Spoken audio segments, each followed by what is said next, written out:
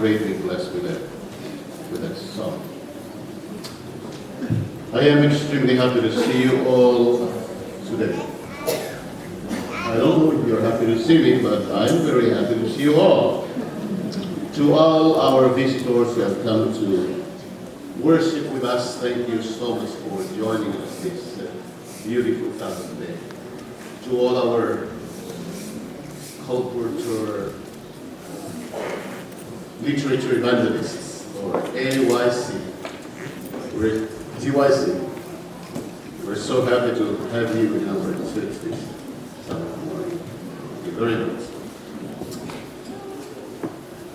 So this is the title of my sermon this morning: Love Your Enemy. Shall we bow our heads?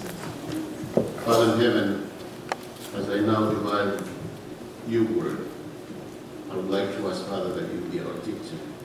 Enlighten us. Grant us wisdom. May you be lifted high this morning, dear Lord. This I pray in Jesus' name.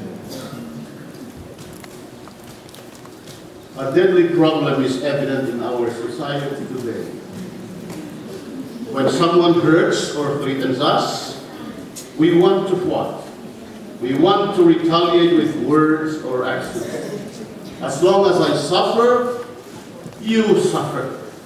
As long as I hurt you, as long as I hurt you, as long as you cut me, I'm going to make you feel bad as long as I bleed. And once this motion of retaliation is set, it quickly escalates and gets out of hand. Not only will I hit you back, I'll hit you even harder. And my brother will hit you too. We indulge our hurts until we despise not only what he did, but who he is. We want to insult him. We want to shame him. We want to ridicule him. Then hurt becomes hate, and hate becomes rage. And unless the cycle of violence can be stemmed, whole tribes and villages can easily end up in war against one another. You know, it's really amazing how creative we can be when it comes to getting even. Even pastors sometimes. One pastor confessed that he knows how to get even. The eye for an eye, tooth for a tooth mentality contributes to a never-ending stream of violence everywhere. Amita. You know, here we pronounce her name Amita, but in Asia we pronounce it Amita. She's the author of the Joy, Luck, Love. She talks about her experiences with her mother. She tells of a very turbulent relationship with her mom. One time when she was 16 years old, she was engaged with a very violent altercation with the mom. They were screaming back and forth, and Abby shouted, "I hate you, I wish you were dead." And her mom responded in like manner, "I hate you too. I wish I was dead too, then I wouldn't have you as my daughter." They had many fights such as this until mother got sick with Alzheimer's disease and needed to be placed into an Alzheimer's unit. But even at times when they have been away from each other, the seed of bitterness kept growing in both their lives. When Abby was 46 years old, while she was working on her next novel, the phone rang. It was from her mom calling from the Alzheimer's unit. And mom said, "Honey, I'm trying to remember, but I just can't." And Abby was shocked how her mother could speak straight sentence this time. Previously, she could not even make two coherent words together at once. But now she's speaking in a coherent sentence, and Annie was surprised. And her mom sounds very desperate. She says, I'm trying to remember the terrible things I've done to you. I know I did awful things, but I cannot remember what they are. And Annie said, Mom, it's okay. Forget all about it. But Mom kept asking, please, Annie, tell me, I can't remember. And Annie said, you don't need to remember, Mom. But Mom insisted until finally, Mom said, I am sorry for the terrible things I have done to you, and I pray that you will forget what I can't remember. And that statement melted the bitterness and resentment that has been defiling Annie's life. Suddenly, she yearned to love and care for Mom. She felt the urge of accepting and forgiving her. She felt the desire to be reconciled to her beloved Mom. And so, it was a defining moment when Mom and daughter were reconciled. But 6 months after that, Mom passed away. Friends, bitterness never makes you better. Bitterness hurts you more than it hurts the person you are bitter against. Bitterness is self-destructive behavior.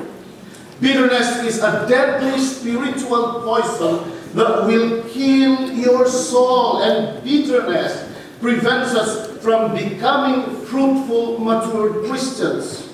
You know, one of the most difficult teachings of Jesus, both to understand and to apply in, is his alternative to getting even.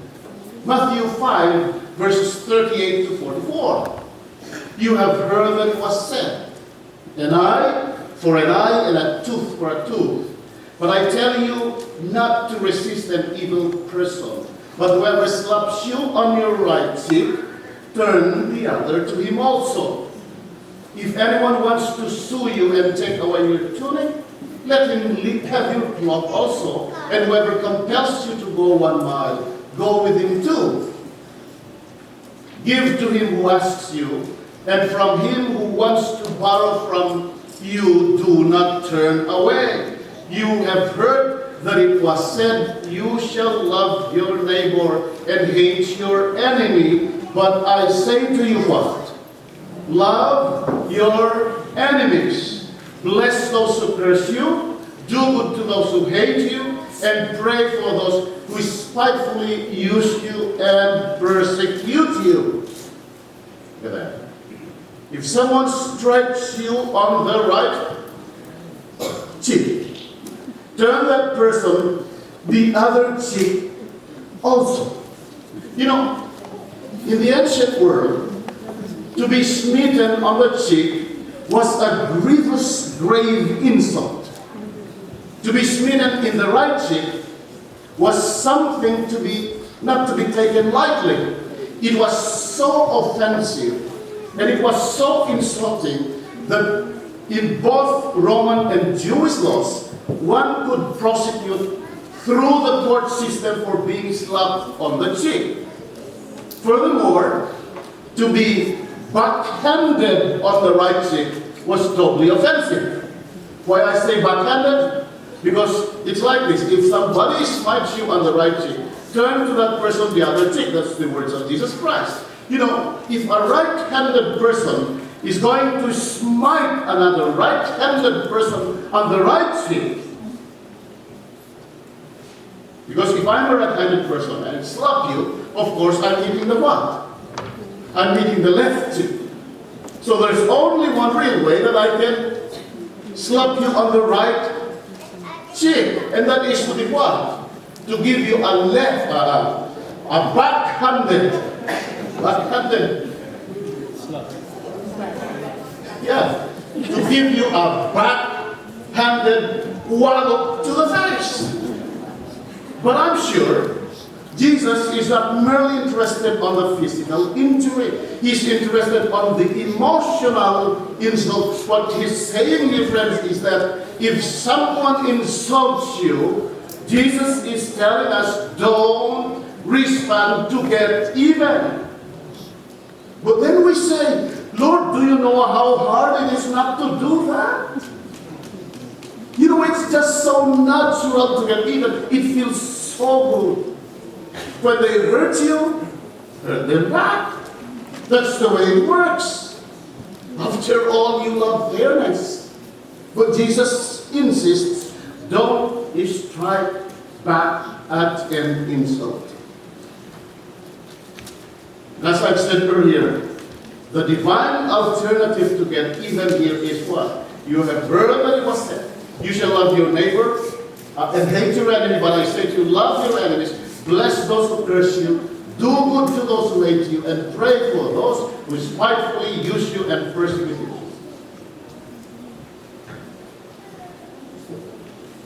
During the time of Jesus, some sectors of Judaism held an animosity against people they did not like, such as the Romans, the Samaritans, and the Gentiles. And the animosity created a relational rule of its own. And the rule is, you shall love your neighbor and hate your enemy. Or if you don't love me, I don't love you too.